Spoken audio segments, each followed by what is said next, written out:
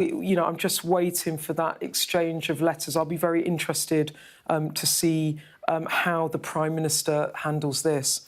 Well, let's just, I just want to look in particular, we've got Gavin Williamson's letter here again, and it's what you touched on a little bit earlier there, Beth. Let's just go through it.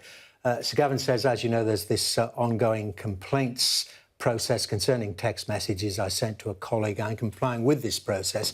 I've apologised to the recipient for those messages. Since then, there have been other allegations made about my past conduct. I refute the characterisation of these claims, but I recognise they're becoming a distraction for the good work this government is doing for the British people, which we've discussed. And this paragraph, Beth, I've therefore decided to step back from government so that I can comply fully with the complaints process that is underway and clear my name of any wrongdoing. Now, step back. Is that some indication that he thinks it's not all over? Because, way back, in the Blair administration, we remember Peter Mandelson's second resignation. Then there was an investigation which actually cleared him, but it was too far gone. He didn't get back in until Gordon Brown became Prime Minister. Look, I think the thing about Gavin Williamson, he was a former Chief Whip. He has undoubtedly upset colleagues over recent years, but he's also proved, for those who he backs or supports, quite an effective operator, which is why different Prime Ministers put him into jobs and into their cabinets. The question is, he says he wants to clear his name of any wrongdoing. Now, there's two complaints, as I said. In terms of the former civil servant, that person tonight saying that the actions and words of Gavin Williamson put this person under acute mental health stress. They are serious allegations about what he allegedly said about telling this person to slit your throat and throw yourself out of the window. Now, if there are other people that will back up those claims, that is a very, very serious allegation. And, we have seen situations where MPs have been referred to the parliamentary watchdog. They have been found wanting, and they've been forced to resign from their jobs. Now, Gavin Williamson's clearly saying that I need to step back from government, stop being a distraction to the Prime Minister, deal with the allegations, and, as he says, he wants to clear his name of any wrongdoing, and that's what he said. I should say, Devon, I've just had a response from the Cabinet from Liberal Democrat Deputy Leader Daisy Cooper. So this is what the Lib Dems have said. They said this should be the third and final time Gavin Williamson is forced out of the Cabinet. Rishi Sunak has serious questions to answer about why he appointed Gavin Williamson, then stood by him instead of sacking him. His promise to lead a government of integrity has been left in tatters. We need to know now that Rishi Sunak knew about these shocking allegations and went through a full independent inquiry. People deserve much better than endless Conservative chaos. That's the Lib Dems. So two things there, pointing to what you were remarking on about Sir Keir Starmer. His promise to lead a government of integrity left in tatters. The Liberal Democrats arguing they're now calling for a full independent inquiry, which is also something that Labour have asked for, an independent inquiry. Now, I imagine that Number 10 will hope that the resignation of Gavin Williamson from the government and these ongoing investigations will be enough. And I imagine that they will not want to have to launch an inquiry. But as I said, what is unclear tonight is whether or not other allegations will come out. We should stress, though, that Gavin Williamson has robustly denied these allegations. And says he will clear his name. And when it comes to Wendy Morton, the line from the government, from some of those sent out to sort of defend the government or speak for the government in the past couple of days, they've spoken about the difficult relationship between the Chief Whip and some of the MPs around those difficult times after Liz Truss was elected as Prime Minister. But I have to say, I've also spoken to MPs that have said to me that it's brave of Wendy Morton to stand up and speak out against a colleague that a couple of people have said to me separately, you know, have upset a lot of people in their time as a parliamentarian. So Gavin Williamson, a very divisive figure within the parliamentary party, and Rishi Sunak deciding that he clearly doesn't need him as a distraction in his administration right now. OK, well, let's get some... Thanks for that, Beth. Let's get some reaction now from, a former colleague of Gavin Williamson's. Anna Soubry joins me now. And Anna Soubry, of course, you were in Parliament, weren't you, the first time that Gavin Williamson lost his job when he was sacked by Theresa May as Defence Secretary? Do you think after that he should never have been allowed back in as Education Secretary or into Rishi Sunak's cabinet? Yes, absolutely, because look at the reasons why Theresa May felt that she had to sack him was because he was meant to have leaked highly sensitive secret documents, which he should never have done. I know he denied it, but he finally went. And I don't think that Theresa May messed about, if I may say. She acted quite properly. And we were astonished, I think, largely people were astonished that he ever came back into government. He was appointed by Boris Johnson, and of course he was Education Secretary at the same time, of course, that Rishi Sunak was sitting in the Cabinet Office, in Cabinet as Chancellor, witnessing Gavin Williamson's appalling mismanagement. Your viewers will remember of what happened during COVID and the lockdown and all the fiasco over the exams and the results. And Williamson was responsible for that. And finally, he got booted out by Boris Johnson, bringing him back by Rishi Sunak, given that he knew, and Beth Rigby, I nearly said as ever, is right, but she is right. You can't say as ever. Wendy Moore. As ever. But she's absolutely right, as ever, that Wendy Morton showed real courage in making a complaint about Williamson.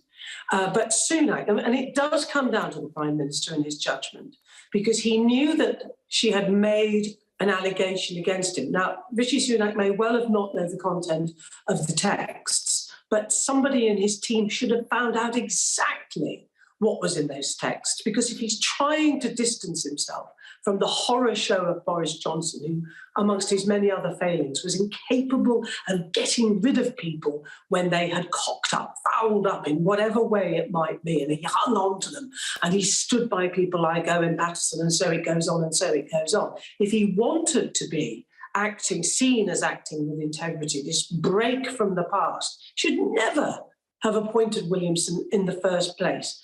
And people like Daisy Cooper, and no doubt from Labour Party as well, Daisy Cooper from the Lib Dems, make the very good point that this speaks hugely about the integrity of our Prime Minister in ever reappointing Gavin Williamson. And why, Anna Soubry, do you think that Prime Ministers keep appointing him? Is it that experience we know as the chief whip with his tarantula and all that he knows where the bodies are buried? He's very useful, particularly when you're fighting internal leadership battles. I mean, to be honest with you, it's lost on me. I mean, I never had any run-ins with him. And as Anne Milton observed tonight, it might be because we're too old and he can't be bothered with us. But in all seriousness, I never had any difficulties with him. Maybe they've given up on me. I just don't know.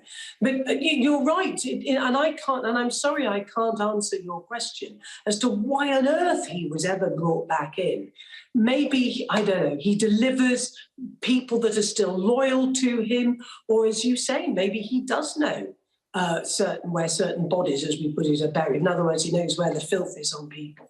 Or whether he just inveigles his way into the good books of people. And Rishi Sunak thought that in order to try and somehow bring the Conservative Party together, he'd go and reappoint somebody as appalling as Williamson, who had abused the former chief whip in the most appalling way. You can't argue with the language that he used to Wendy Morton. An exchange, I've never seen an exchange of texts like that in any part of my life. I think it's extraordinary. And actually, it's extraordinary that Rishi Sunak didn't boot him out as soon as he saw those texts to Wendy Morton. We can see her there. I mean, you don't speak to people like that. It's appalling. You imagine it in your workplace or any your view is if it happened in their workplace, people would be out on their ear. Extraordinary. It does speak volumes about the terrible state the Conservative Party is in, I'm afraid. Give me your thoughts about what it says about the judgment of the new Prime Minister, and not just then appointing Gavin Williamson, but also Suella Braverman, the Home Secretary, who resigned 6 days previously and more or less had been sacked by the previous Prime Minister. What then does it tell us about the Prime Minister's judgment? Exactly right. What does it tell us? And I'm sorry to say, I think it shows that we're almost into Boris Johnson Mark II. I mean, as you know, I've returned to the criminal bar, right? So I was in court today talking to colleagues, as one does, waiting for a case to get on. You know, and really sensible, ordinary people just watch politics out of the corner of their eye. Have said to me, how on earth did Suella Braverman, who was dismissed, left her job as Home Secretary because, again, she had passed things on which she should never have done. She breached the ministerial code and so on and so on. She loses her job. And then 6 days later, a new Prime Minister reappoints her. And I tried to explain, well, I can see the logic because Sunak needed her for the votes. Keir Starmer is absolutely right when he says this. He needed her support to basically to see off Boris Johnson and to deliver 20 or 30 votes. But it will come back and bite him. Look, I think the country's crying out not only for competence, but also integrity.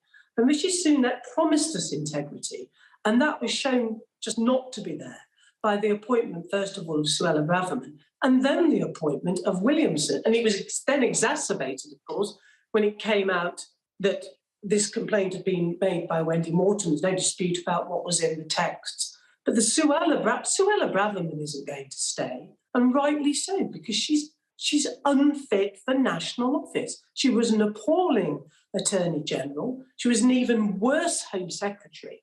That continues. I mean, she's beginning to make Priti Patel look like a small L liberal.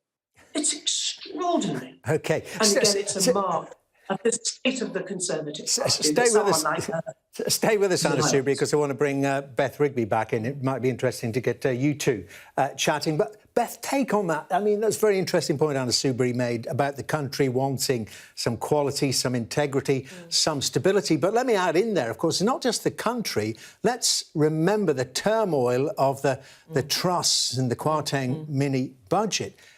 The markets are watching the United Kingdom at this very moment. So borrowing costs have come down because they say, OK, the grown-ups are back in charge.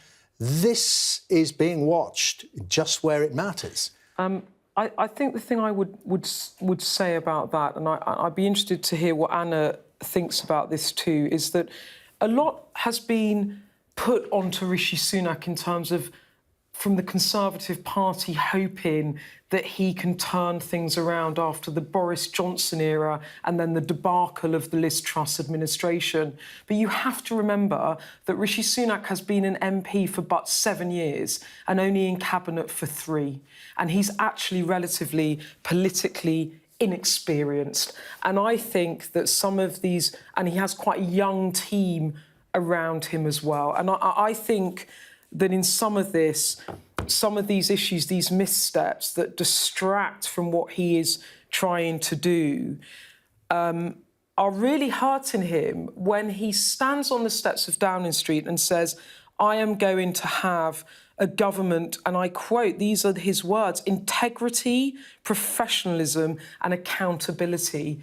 And to sort of set your stall on being that Prime Minister and trying to break from the past while putting 2 people into your cabinet, one of which you've already lost, and another that a number of people, and these are former cabinet ministers and people in the Home Office, have told me is probably going to have to go, that doesn't speak to your aims and principles. And then it speaks of people not following through, and he needs to rebuild trust with the British people, and that is a problem. Yeah, well, you have the time for that. Anna Soubry, what's your take on that, and in particular Beth's point about, well, you know, the inexperience of the Prime Minister, you know, but not just as a PM, but as an MP? She's absolutely right. So strip away one's own views, political views, right, whether or not you agree with Rishi Sunak and so on and so forth. Just look at him in terms of his experience. And I have to say that has been one of my, for what it's worth, but that's been one of my greatest fears about him, is that I don't doubt he's bright. I don't doubt actually he's got some good ideas. I mean, we should went to Brexit here, but that's not, as I'm saying, try to get rid of the politics. Just look at the person in the terms that Beth was describing, and she's absolutely spot on. He has only been involved in politics and in Parliament really for a very short time. And I'm sure Beth's right when she talks about the people around him, very inexperienced, and especially in this crisis. And in particular, then, layer on that the crisis that the Conservative Party is absolutely in, the demands of the British people, as you've identified what they want. And whatever your politics, I'm afraid, I think Rishi Sunak is just not up to it because he just doesn't have the experience that we absolutely need. And so, again, for what it's worth, I cannot see how the Conservative Party is going to win the next election. And he's going to go down in history as one of those where in that event, he won't be Prime Minister. He will no longer be leader of the Conservative Party, and his time will have come far too soon. OK, Anna, thank you very much indeed for that. Anna Soubry there. Beth Rigby, you've got some breaking news. I've literally just had the letter from the Prime Minister. I'll read it. I haven't read it yet myself. This is from Rishi Sunak to Gavin Williamson. He says, "Thank you for your resignation letter. It is with great sadness that I accept your resignation. I know your commitment to successive Conservative governments and the party over the years has been unwavering. I support your decision to step back and understand why you have taken it. I would like to thank you for your personal support and loyalty. I know you will continue to represent your constituents with diligence and care." He then finishes saying, "I want to express my gratitude for the work you have done for this government." So that is Mr Sunak's, the Prime Minister's, response to Gavin Williamson, making it quite clear there that the decision of the resignation, or saying publicly the decision of the resignation, was Gavin Williams. "I support your decision to step back. It is with great sadness I accept your resignation." I have to say, and I don't know what Anna Soubry thinks, that I think it's with great relief that Rishi Sunak accepts that resignation, because it is just an open wound for him if he'd stayed in post. I just want to bring in the opposition response as well. We've had Labour's Deputy Leader Angela Rayner releasing this, saying this is a damning reflection of a weak Prime Minister. Rishi Sunak appointed Gavin Williamson with full knowledge of serious allegations about his conduct and repeatedly expressed confidence in him. This is yet another example of Rishi Sunak's poor judgment and weak leadership. It is clear that he's trapped by the grubby backroom deals he made to dodge a vote and is incapable of putting country before party. As families struggle during a cost of living crisis made in Downing Street, yet another Tory government has descended into chaos. Not an explicit call, though, for a general election, but pretty much implied there. Anna Soubry, just on the Downing Street statements, and we never entirely know whether, the question is whether he was pushed or jumped, but certainly if you take them at face value, Downing Street's saying that it was Gavin Williamson's decision to go. Yeah, and he should have sacked him. Rishi Sunak, as soon as Anne Milton gave her interview and made the claims that she did, which I'm sure were absolutely true, but Rishi Sunak should have sacked him. And I think it looks really bad. I don't know what Beth thinks, but I think it looks really bad when, that letter doesn't, he should have sacked him. And it looks like he's saying, oh, you made the decision to go. Rishi Sunak should have made that. Well, he should have sacked him actually after the Wendy Morgan exchange of texts when that came out.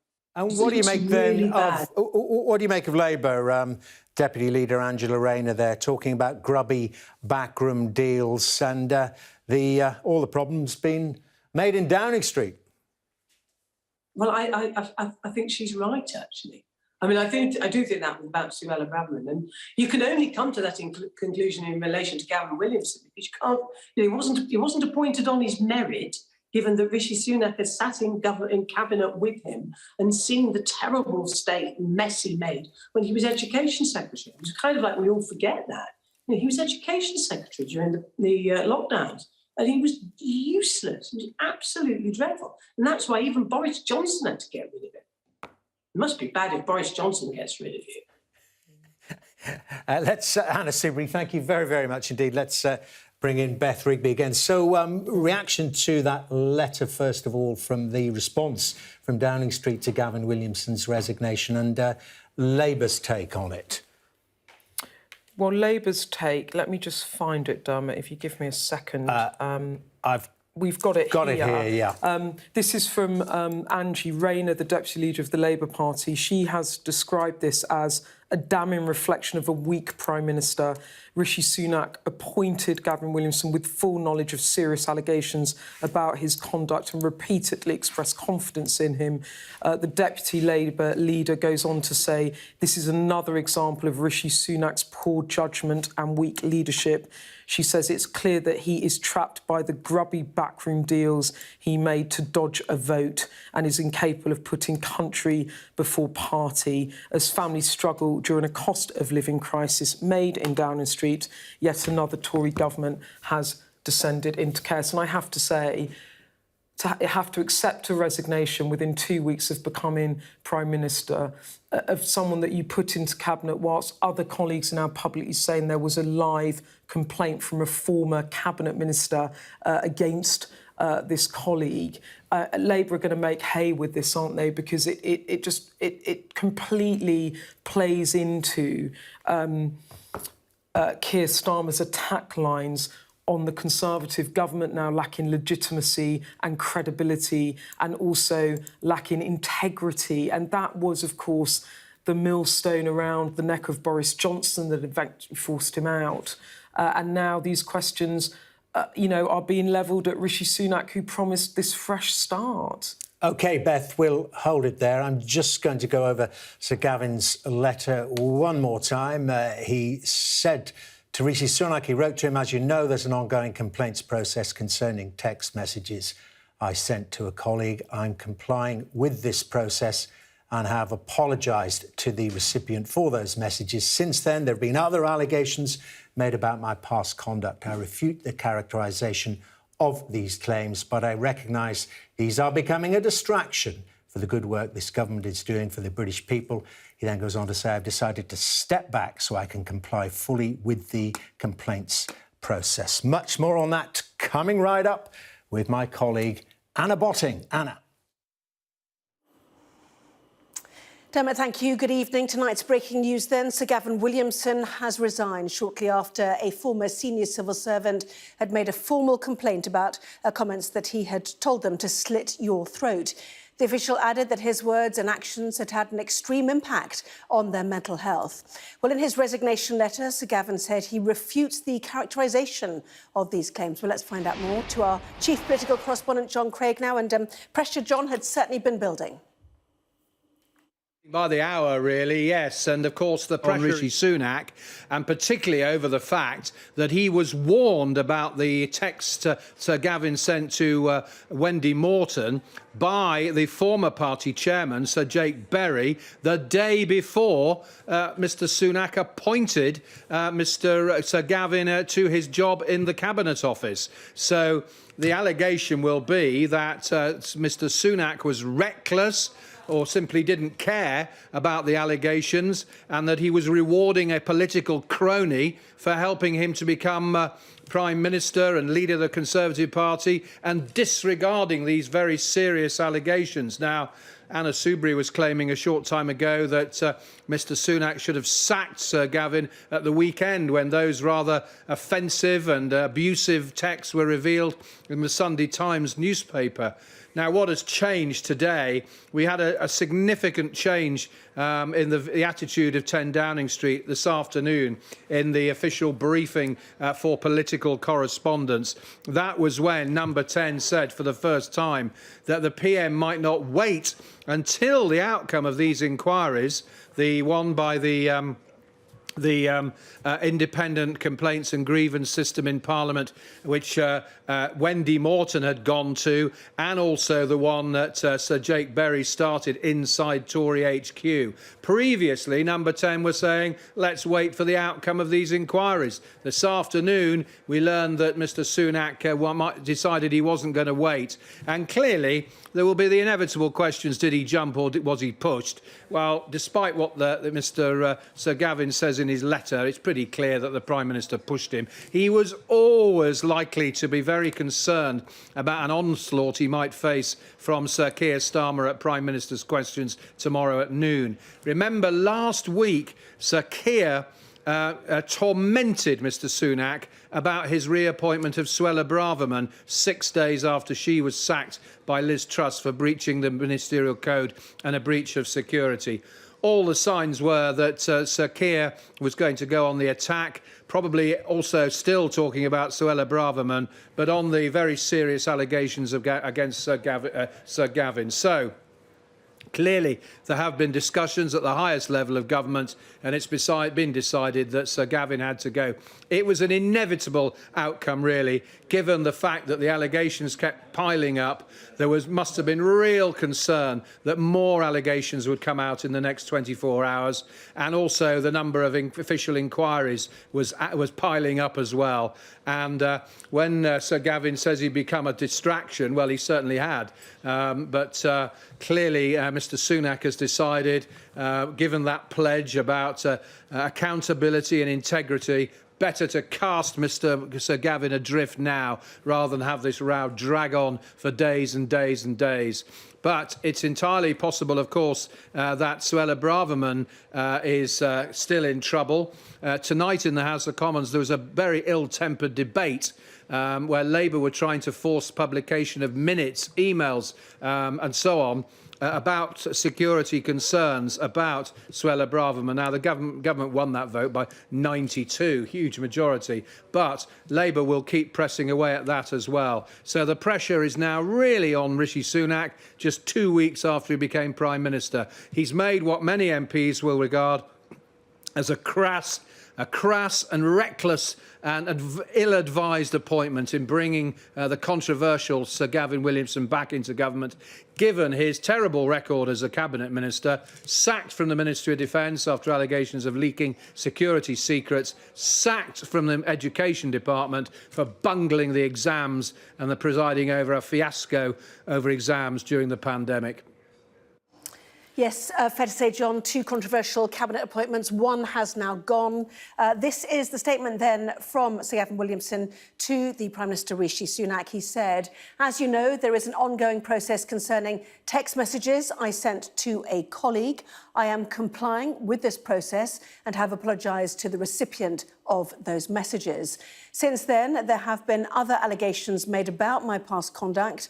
I refute the characterisation of these claims, but I recognise these are becoming a distraction for the good work this government is doing for the British people. I have therefore decided to step back from government so that I can fully comply with the complaints process that is underway and clear my name of any wrongdoing. And this is the response then from the Prime Minister. Thank you for your resignation letter. It is with great sadness that I accept your resignation. I know your commitment to successive Conservative governments in the party over the years has been unwavering. I would like to thank you for your personal support and loyalty. I know you will continue to represent your constituents with diligence and care. I also want to express my gratitude for the work you have done for this government.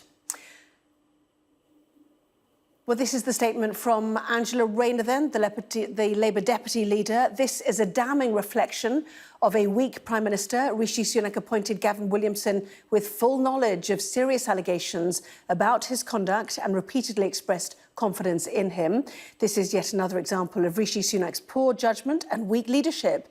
It is clear that he is trapped by the grubby backroom deals he made to dodge a vote and is incapable of putting country before party. As families struggle during a cost of living crisis made in Downing Street, yet another Tory government has descended into chaos. Typical, perhaps, John, words there from the opposition about these two controversial appointments, as we said. But just run through us, if you can, once again, the specifics of the allegations against Sir Gavin Williamson that has led to this resignation. They began at the weekend with the disclosure in the Sunday Times and the Mail on Sunday of very lurid, offensive, abusive text that Sir Gavin sent to Wendy Morton a few weeks ago when he complained about not being invited to the Queen's funeral. She replied, well, look, we've only got a limited number of tickets and they're mostly for the cabinet and senior politicians and parliamentarians like the father of the House. Sir Peter Bottomley was mentioned, the father of the House. Now, in those exchanges, there were all sorts of phrases like, for example, don't forget, I know how the system works. And also, there's a price for everything. And he used four-letter words in quite an abusive way. And if you look at the replies from Wendy Morton, they're quite restrained.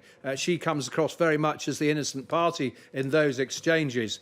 Now, the next allegation in the Times on Monday concerned a female MP and the claim that when he was chief whip, he threatened to expose some details about her private life when she was criticising the government. Allegation number 3 was the allegation from the former civil servant at the Ministry of Defence that Mr. Williamson, as he then was when he was Defence Secretary, had said, slit your throat and jump out of the window. And as we've heard in that former civil servant's statement tonight, that made him suffer mental health issues.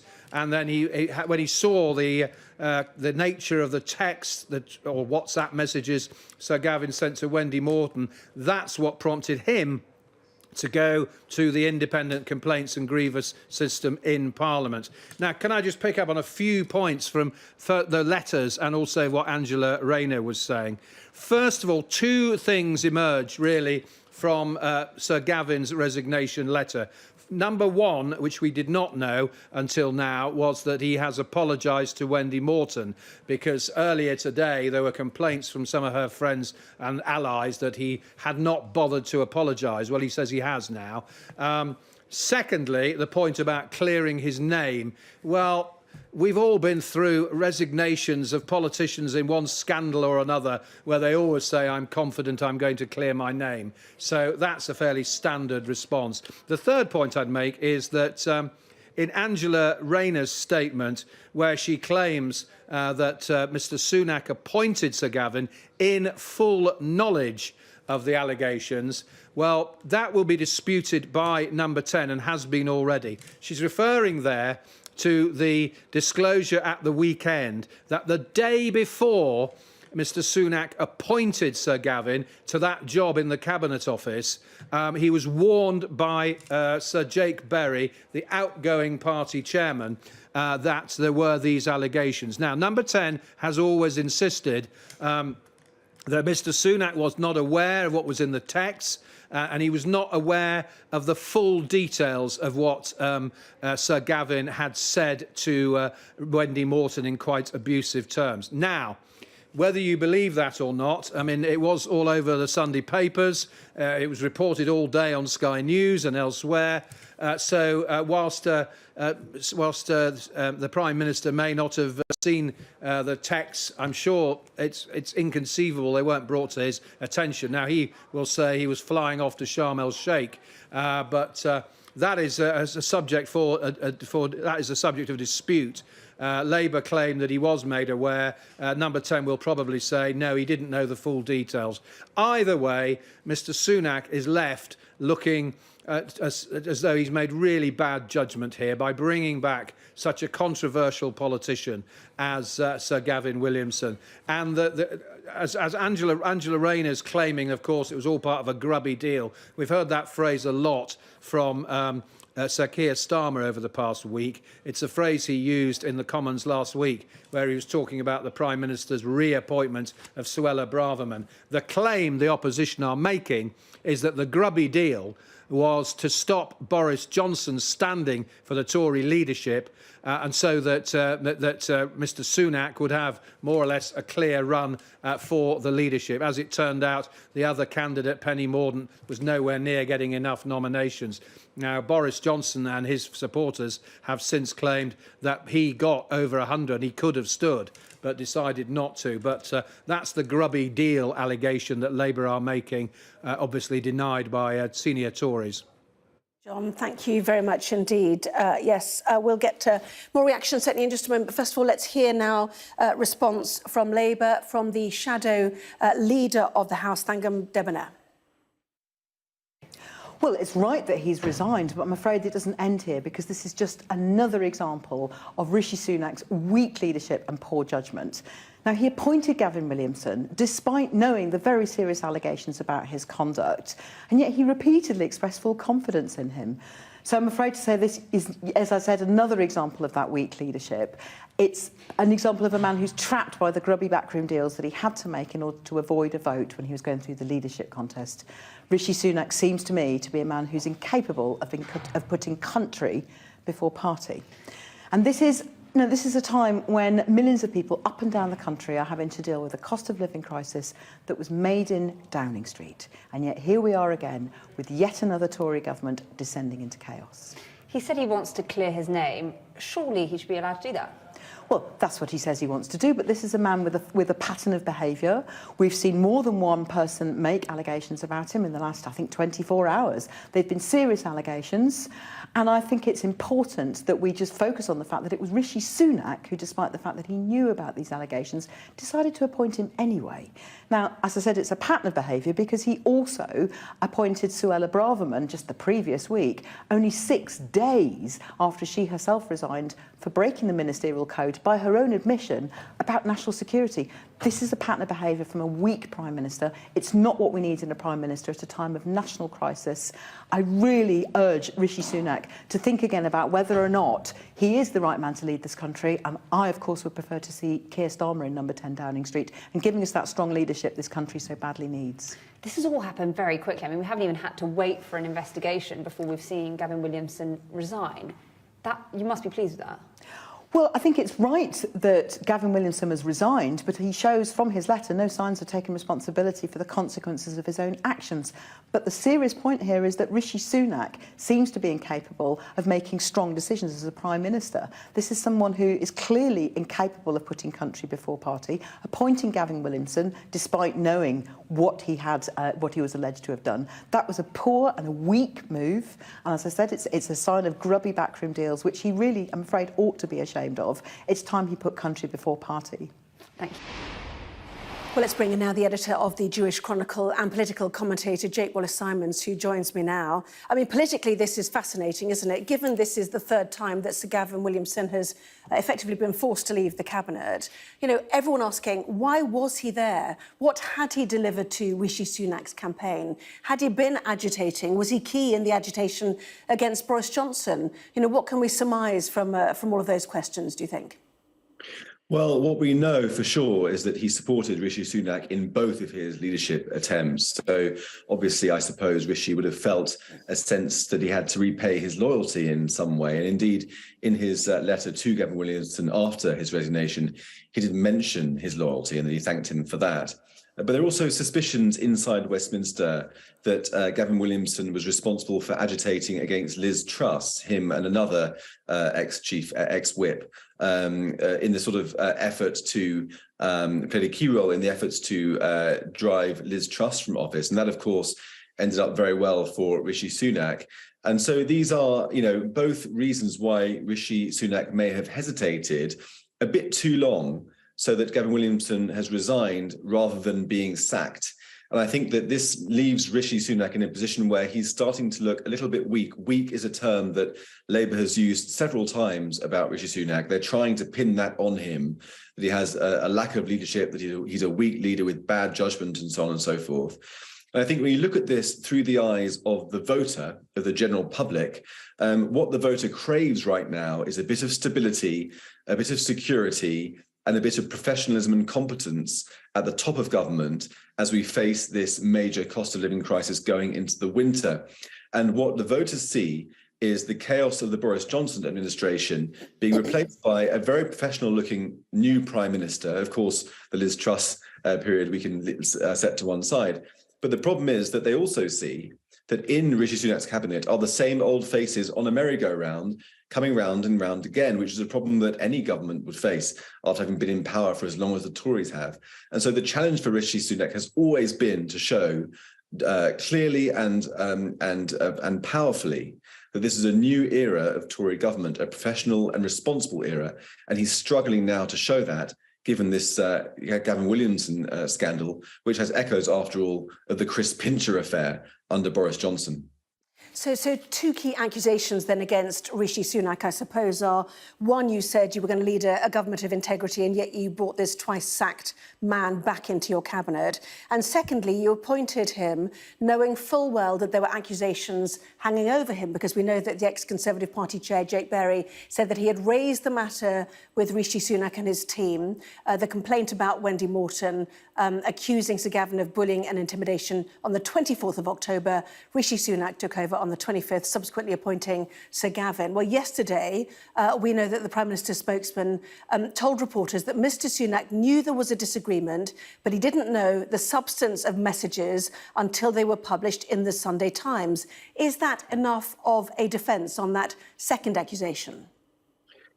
Well, it does start to feel a little bit weak. And again, Rishi Sunak is acting under the shadow of the Boris Johnson years. And so there are echoes of the Chris Pincher affair.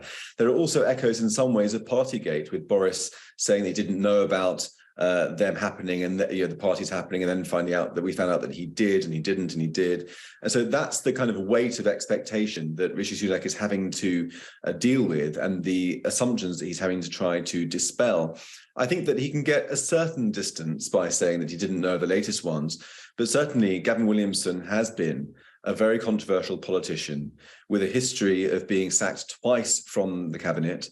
The first time round as Defence Secretary after allegations of security leaks, not too dissimilar from those Suella Braverman resigned over. And the second time, just at the end of the COVID period, after the debacle of the exams during the lockdown experience. And so this was a known quantity. You know, Gavin Williamson was a hand grenade that was waiting to go off. And Rishi Sunak certainly took a risk in appointing him, who was, you know, Gavin Williamson, of course, was one of Rishi Sunak's key supporters, took a risk in appointing him and indeed supporting him, even when these allegations were beginning to come out over the last few days. And now it does look like that hand grenade has blown up in the Prime Minister's face, because rather than taking strong action and gripping this problem, he has been following and chasing after events, being forced to receive a resignation and respond to it generously, rather than being proactive and sacking him at the first opportunity. Can I just ask you about the role of chief whips? Because clearly Gavin Williamson was a former chief whip. You know, they're known as masters of the dark arts, aren't they? They know where the bodies are buried. Does that go to their heads? Do they just carry on living that world, you know, becoming the Rottweilers of political life from thenceforth? Well, I've got to say, I mean, looking at the allegations against Gavin Williamson, you know, it does sort of match the cliche of a chief whip.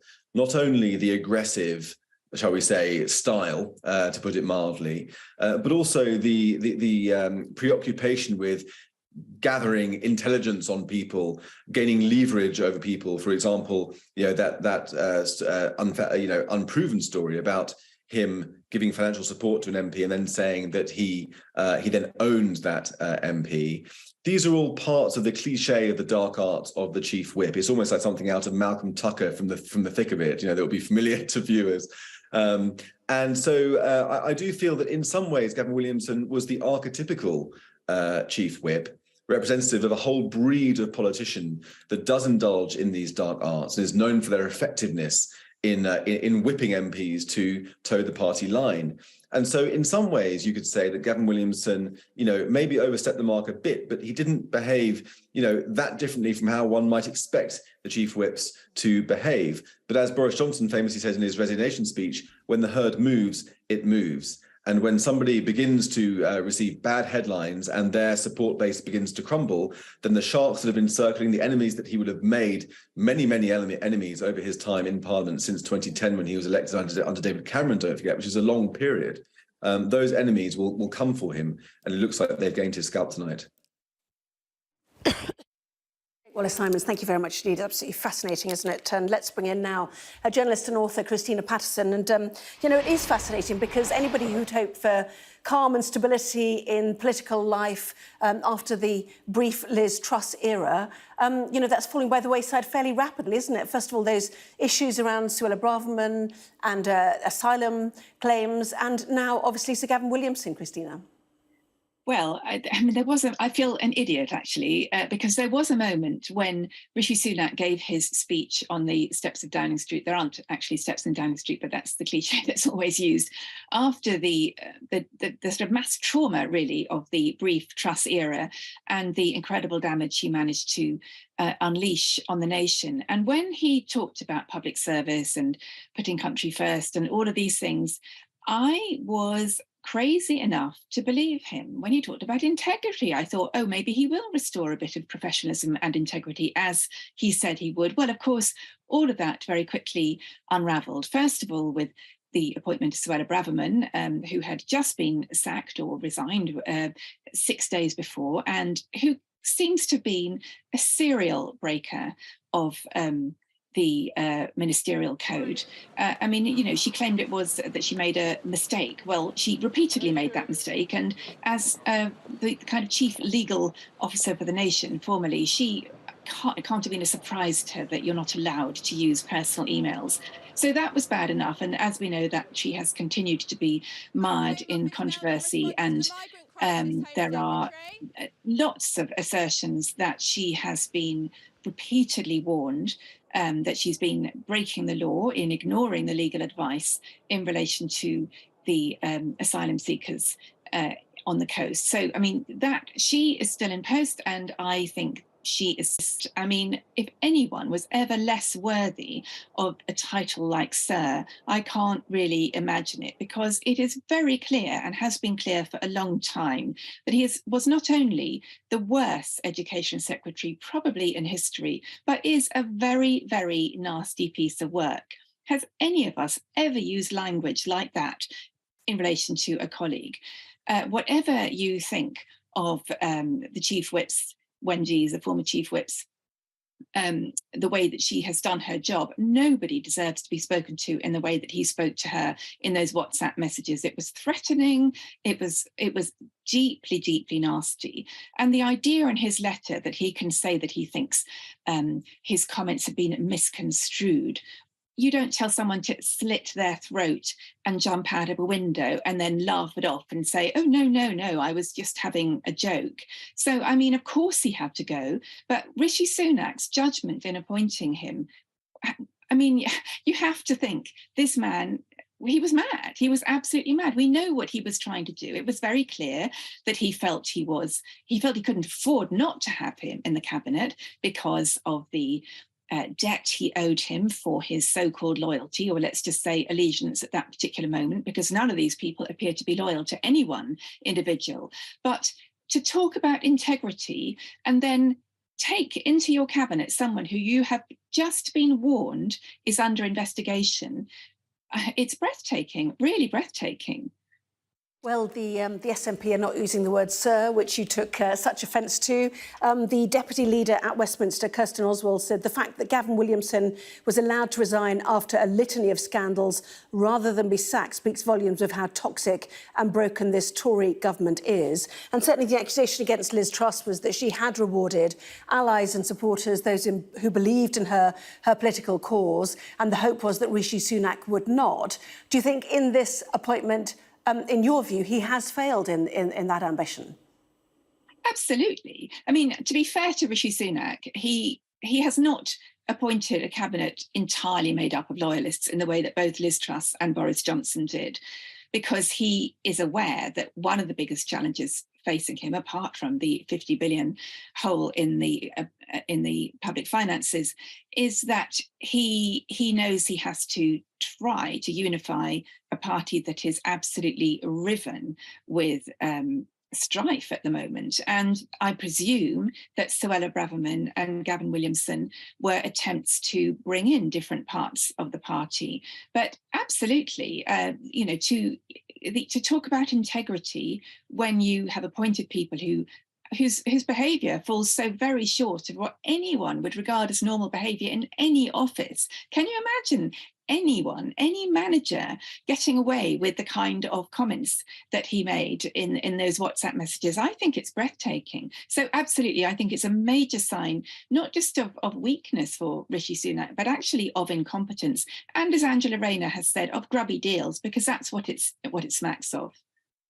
Well, Jane Merrick of The Eye has tweeted this evening that Gavin Williamson's resignation means that now a total of 80 ministers or whips have resigned or been sacked from the government since the start of 2022.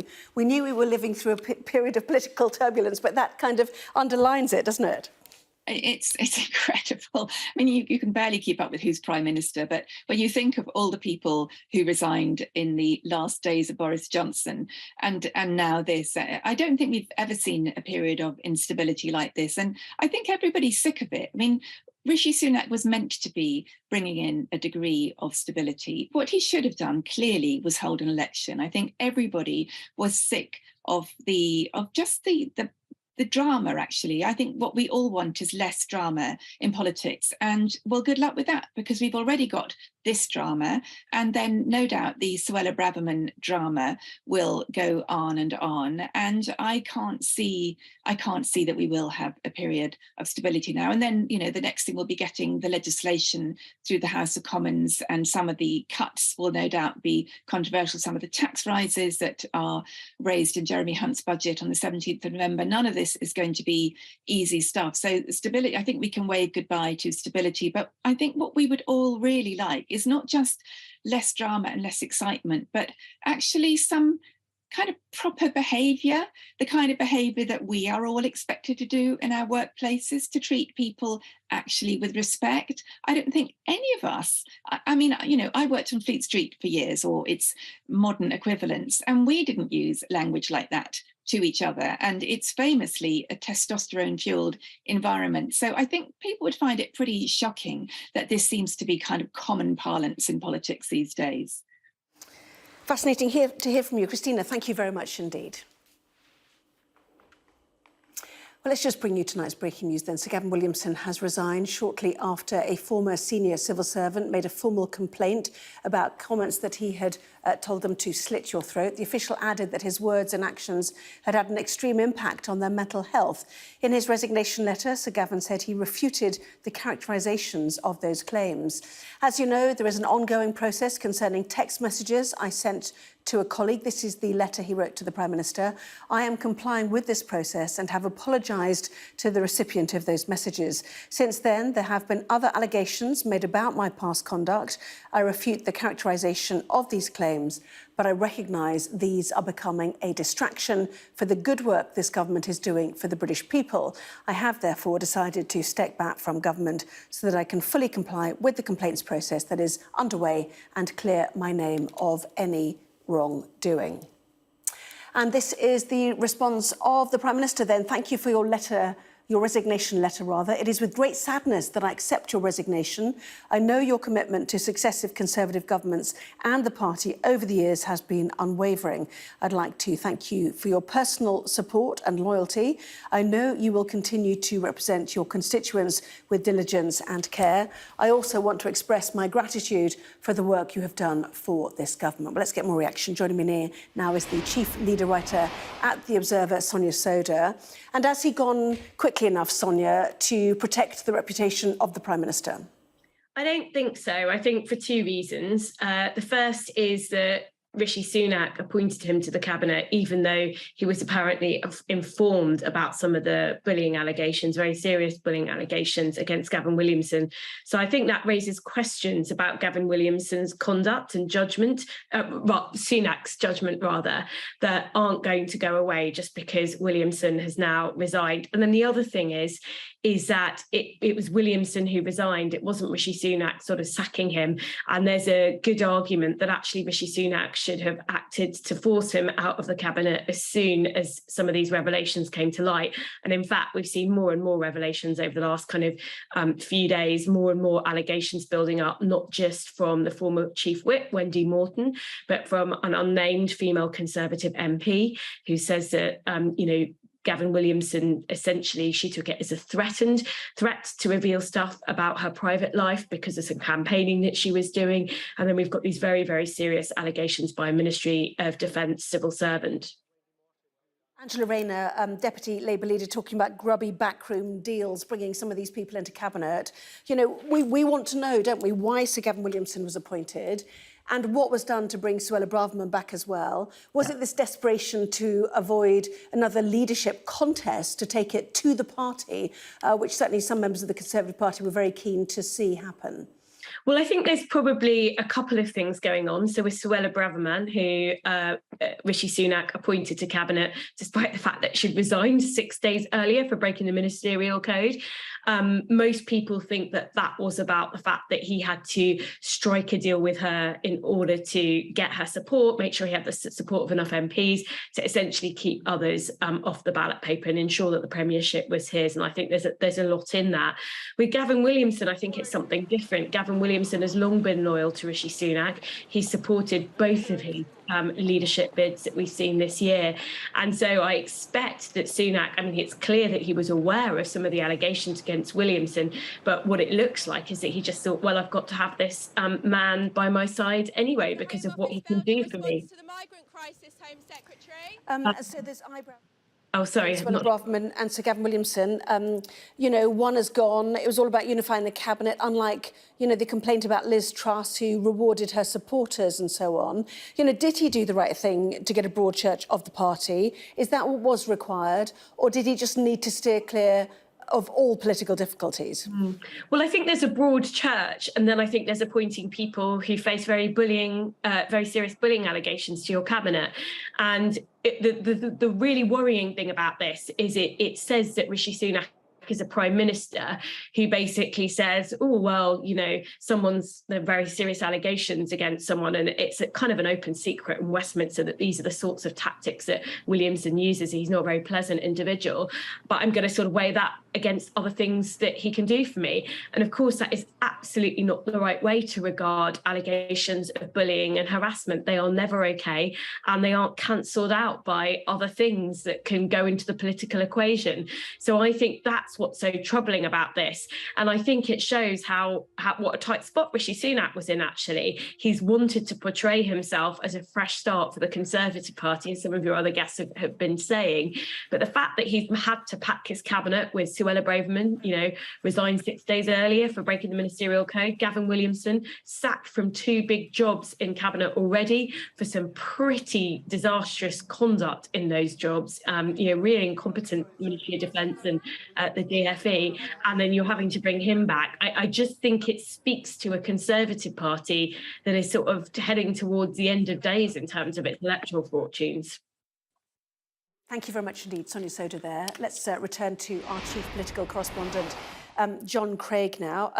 This era of calm that people had hoped for with the Rishi Sunak government, filled with asylum issues in Kent with Suella Braverman, now with these allegations that had been mounting against Sir Gavin Williamson. How distressed will Number 10 Downing Street be at the turn of events of the last couple of weeks, John? Well, the traumas and the problems are all self-inflicted. He didn't have to reappoint Suella Braverman. That was a gamble, a massive risk, and that arguably has backfired. And he didn't really have to bring back Gavin Williamson. Nobody would have complained if he hadn't brought Gavin Williamson back. He was clearly rewarding a political crony for help that he'd given him in his bid to become leader of the party. So he can... his critics will say this is all his own fault. 2 things spring to mind also. Just on the letter from Sir Gavin, just reading it again. He says, I refute the characterisation of these claims. He doesn't say I refute the claims. He says, I refute the characterisation of the claims. In other words, the way they've been reported. So he's not actually specifically denying the allegations. And talking of allegations, there have been some more this evening from Anne Milton, a former whip, deputy chief whip at one stage, she said in an interview tonight that he used unethical and immoral behaviour.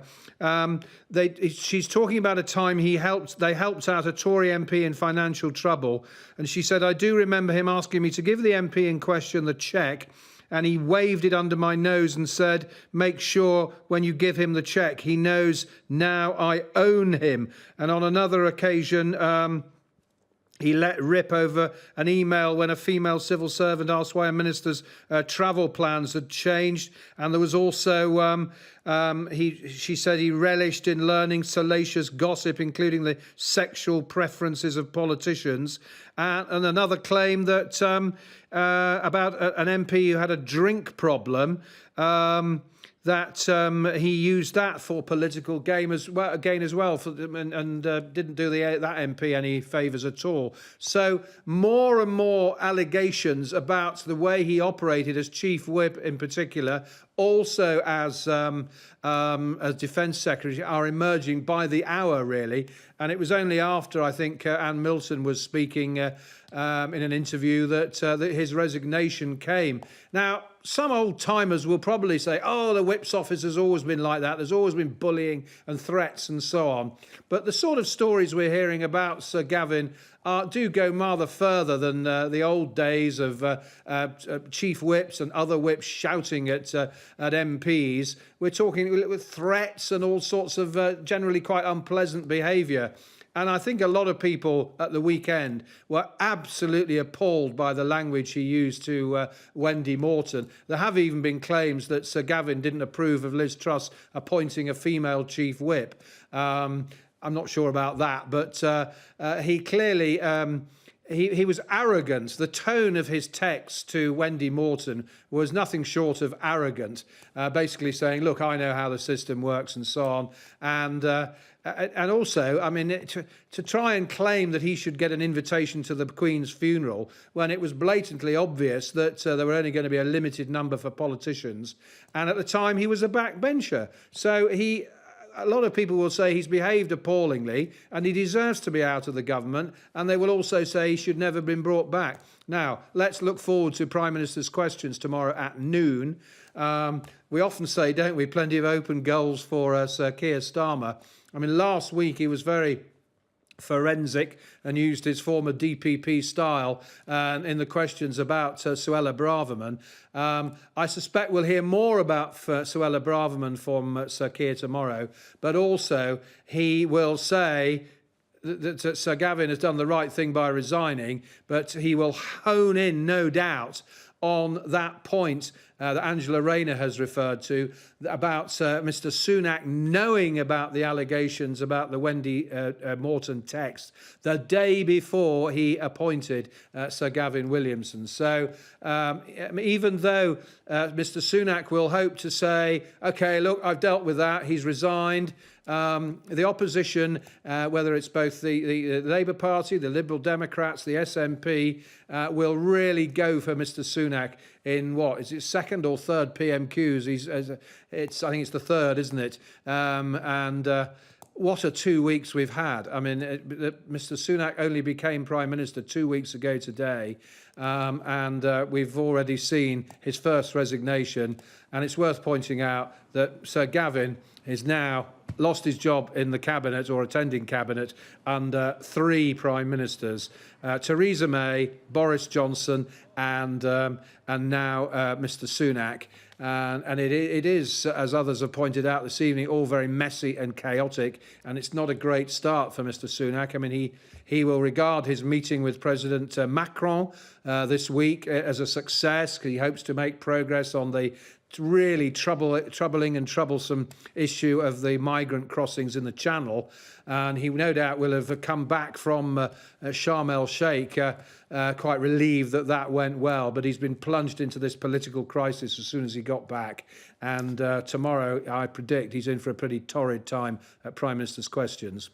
Yes, and on that issue of he was warned, the PM spokesman, I think yesterday, John, I don't even know if you were there, saying that Mr Sunak had known there was a disagreement, but he didn't know the substance of the messages until he'd read about it in the Sunday Times, in the weekend papers. But given the accusation of weakness towards Rishi Sunak from the opposition, where does that leave Suella Braverman then? Does it leave her less secure, do you think? Well, she, of course, is vulnerable to any more disclosures that might come out about her breaches of a breach of security when she sent the email, the document to the Tory MP Sir John Hayes from her own private account.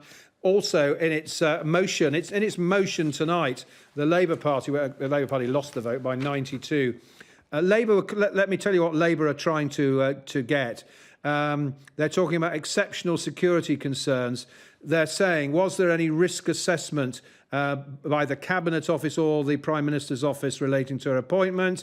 Any documents at all? Any security breaches? Any leak inquiries? And that Labour were calling for publication of the minutes of meetings, electronic communications, I assume that means emails, in the Cabinet Office or the PM's office relating to the appointment. And they were calling for some material, if it was redacted, to be handed over to the Intelligence and Security Committee, which, of course, is an all-party committee. So Labour will no doubt keep probing away at that, even though that they've lost the vote tonight on that. The Prime Minister, I guess, will be determined to hold on to Suella Braverman, having lost one valued member of his government. There were those who said that Mr Gavin had a non-job. What does the Minister of State in the Cabinet Office do? Well, in fact, we learned today what his responsibilities were. Security was one of them. Communications was another one. It's not the most high-profile job, Minister of State, the Cabinet Office, even if you're attending Cabinet. It's essentially an enforcer and a fixer, doing fixing for the Prime Minister, no doubt with civil servants, with MPs. And given that that was the role, the accusations of bullying, of course, are all the more serious. So the Home Secretary isn't out of trouble yet. I mean, if she faces more allegations or more disclosures, for example, from inside the Home Office, from disgruntled civil servants, then she could be plunged back into trouble.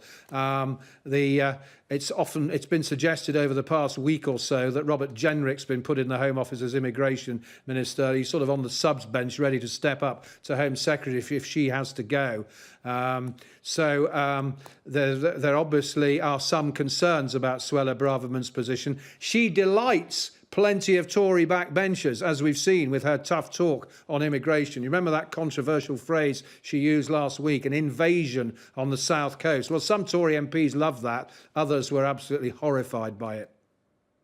Yes, and some said it was a wonderful distraction to what was happening at that Manson refugee processing centre, John. Thank you very much indeed for that. Stay there, lots more to come. We will hear again, though, from Labour. They've said the episode is a damning reflection of a weak Prime Minister.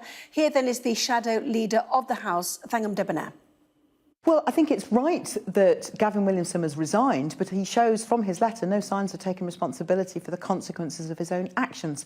But the serious point here is that Rishi Sunak seems to be incapable of making strong decisions as a Prime Minister. This is someone who is clearly incapable of putting country before party, appointing Gavin Williamson despite knowing what he was alleged to have done. That was a poor and a weak move. And as I said, it's a sign of grubby backroom deals, which he really, I'm afraid, ought to be ashamed of. It's time he put country before party. Well, joining me now is the columnist at the article, Ali Miraj. Good to see you. Well, Liz Truss's mini-budget was a self-inflicted wound we all see now. And John Craig's suggesting there that actually the difficulties of Rishi Sunak's government in the last couple of weeks is also self-inflicted because he did not need to appoint Suella Braverman or Sir Gavin Williamson. Do you agree? Well, and he's got a very difficult job, Rishi Sunak. He came in very difficult circumstances, and he's got a party that is in part ungovernable and is completely factionalised.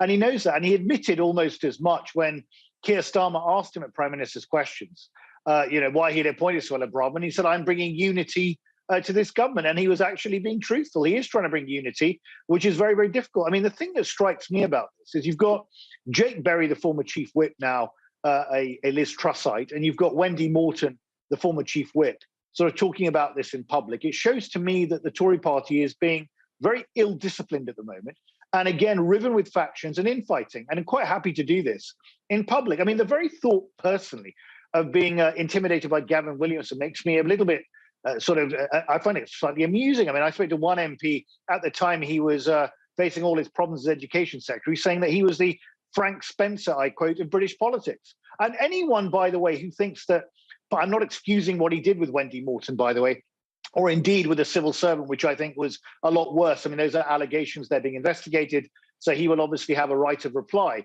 But he's not denied saying that the person should jump out of the window or slit their throat. I mean, you can't be using language like that with your officials. But when it comes to Wendy Morton, again, I don't defend the language that was used, but anyone knows that politics is a rough and tumble, brutal, ruthless business. Anyone with an elementary understanding of having watched House of Cards, either the original UK version with Francis Urquhart or the US one, will know that whips and all the things they do, and Gavin Williamson, let's not forget, was a former whip, are nasty pieces of work.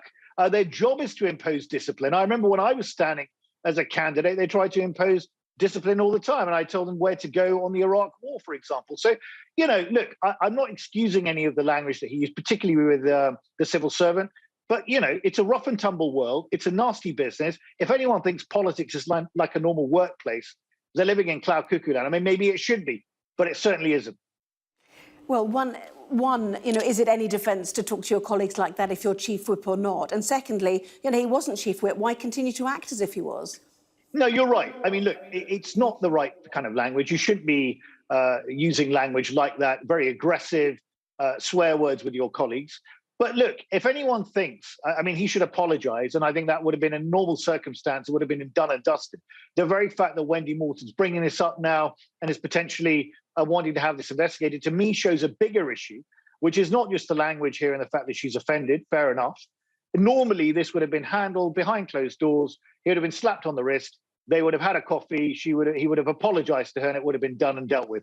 The issue here is, and this is the problem for Rishi Sunak, who, by the way, I have a lot of time for. I think he's a serious figure. I think he's got a serious chancellor, and the adults are back in the room, and they've got a really tough business job to do, particularly on November the 17th with that economic statement. They don't need this. This is a distraction. It's like a hole in the head. He's got a really tough job to do. And what this shows to me is the Conservative Party is ill-disciplined, and it shows what a difficult job Rishi Sunak, despite his many attributes, and I really wish him well, and I want him to do well for the country, he's got a really tough job to do managing his party right now. Damaged? Sunak, that is? Sorry, and I missed it. Is he damaged? No, I don't think Rishi Sunak's damaged. Look, it's unhelpful. But as I say, look, if he had complete carte blanche, Anna, and indeed, if he had actually won that leadership election outright in the summer and the members had not gone off on a tangent and made a mistake by voting for Liz Truss and they'd voted him in, I think he would have had a stronger hand to play than he did. I mean, look, he was coming in really difficult circumstances without a membership vote. He's well aware of that. He's coming by acclamation by MPs. He's got still a very factionalized party. I mean, almost 100 of them supposedly we're led to believe we're going to support Boris Johnson. I mean, I can't understand why, but anyway, that's another thing. A lot we're going to support Penny Mordaunt. He understands all this. He's a pragmatist. He's a serious figure. He's got a difficult job to do. His focus is at the moment on trying to get the country in some sort of economic shape, restoring confidence in the markets, which is absolutely shattered in the last few weeks. He's gone to Sharm el-Sheikh. He's trying to make a deal with the French on the migration crisis. The man has got problems coming out of his ears. He's a serious figure. He's got a serious chancellor. He should be allowed to get on with the job. And frankly, I think Gavin Williamson, to be fair to him, has done the right thing by resigning before he was probably pushed, because it is distracting the government. And look, Gavin Williamson was sacked as education secretary. He was also sacked as defense secretary. So look, I think Gavin Williamson's done the right thing by the government.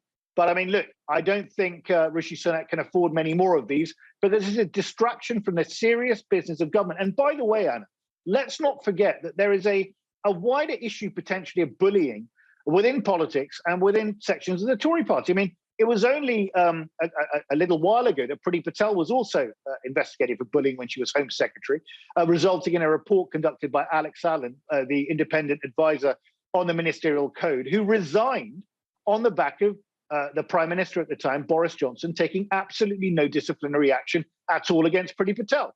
So whilst I think most MPs and ministers really do a good job under difficult circumstances, working long hours and trying to do the best for their constituents and their country, there are some rotten apples that need to be rooted out in and around Westminster that throw their weight around. But that has always been the way. I mean, in my experience of politics, it's a brutal, rough and tumble business. It is unfortunately not like a normal place of work, and I doubt that it ever will be.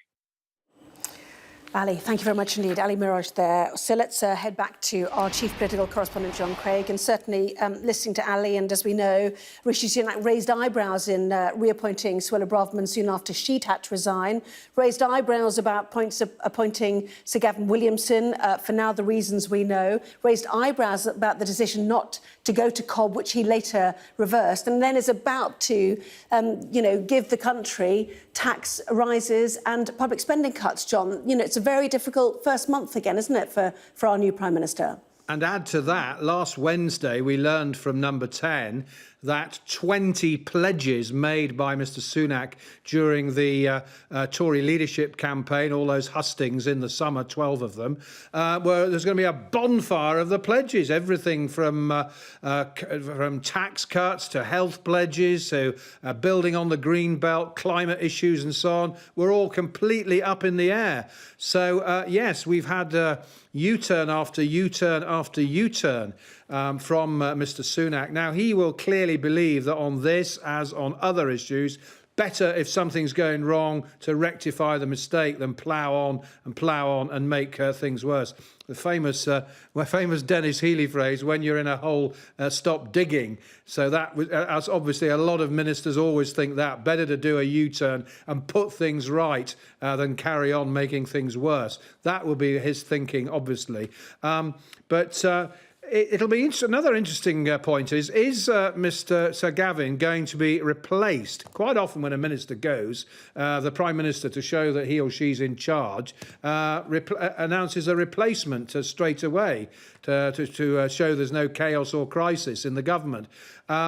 If there is no replacement for Sir Gavin, that will add to the claims of those MPs who say he had a non-job and was only there because Sir Gavin, Mr Sunak wanted him there. So we'll see if there is a replacement. The suspicion must be that, and it's more than a suspicion really, that he was brought into the government because as a reward for number crunching. He was a frequent visitor to Rishi Sunak's campaign headquarters over the week or so after between Liz Truss resigning and Mr Sunak becoming Tory leader. He was clearly closely involved in the campaign. But having said all that, Gavin Williamson has attached himself, if I can use that phrase, politically, to, first of all, David Cameron. He was David Cameron's PPS. Then he became Theresa May's chief whip. Then he became a supporter of Boris Johnson. And, of course, his critics will say he helped bring down both Theresa May and indeed Boris Johnson because he attached himself politically to Rishi Sunak. And, of course, Boris Johnson's supporters blame Mr Sunak's resignation in July for Mr Johnson's demise. So he is a politician who has moved around in terms of his political support. Where's he going to go next? I mean, there may be those MPs who fear that he's going to cause trouble on the backbenches, despite what he says in his resignation letter. He says right at the end, I want to take this opportunity to offer my full and total support from the backbenches. Well, they always say that, don't they, when they resign? You never hear a sacked or resigning minister say, and I'm going to cause real trouble on the backbenches. He's pledging loyalty. A lot of MPs will be waiting to see if that lasts. John, would you believe it? It was only 14 days ago that Rishi Sunak went to King Charles III. I can't believe it. Anyway, third Prime Minister's questions, as you said, possibly torrid tomorrow. We will watch and wait on that. John Craig, thank you very much indeed. So the news tonight, this man, Sir Gavin Williamson, who had already been sacked from the cabinet on 2 previous occasions, has quit Rishi Sunak's cabinet after conceding that allegations about his conduct had become a distraction. The former Cabinet Office Minister said he decided to step back from government while the complaints process into his conduct is carried out. More in Sky News at 10.